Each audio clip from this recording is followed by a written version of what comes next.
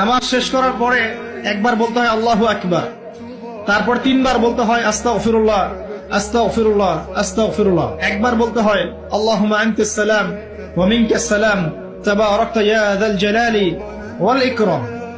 আরো বলতে হয় আল্লাহুম্মা আইন্নি আলা যিকরিকা ওয়া শুকরিকা ওয়া হুসনি ইবাদাতিকা। এগুলো পড়তে হবে না? গুরুত্বপূর্ণ সুন্নত। যখন সুন্নতের উপর আমল না করব তখন তো সারা জীবনের সুন্নত প্রতিষ্ঠা হবে না। তারপরে একবার আয়াতুল কুরসি পড়তে হয়। নবীজি বলেছেন সাল্লাল্লাহু আলাইহি ওয়াসাল্লাম, যে ব্যক্তি প্রত্যেক ফরজ নামাজের পর আয়াতুল কুরসি তেলাওয়াত করে মৃত্যু ছাড়া জান্নাতে যাওয়ার জন্য কোনো বাধা নাই তার। আলহামদুলিল্লাহ, মরে গেলে জান্নাতে চলে যাবে ইনশাআল্লাহ।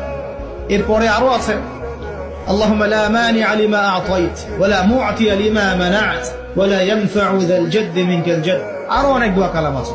33 বার সুবহানাল্লাহ, 33 বার আলহামদুলিল্লাহ, 33 বার আল্লাহু আকবার, তারপর কালিমা শাহাদাত। তারপরে একবার সূরা ফালাক, একবার সূরা নাস, একবার সূরা ইখলাস।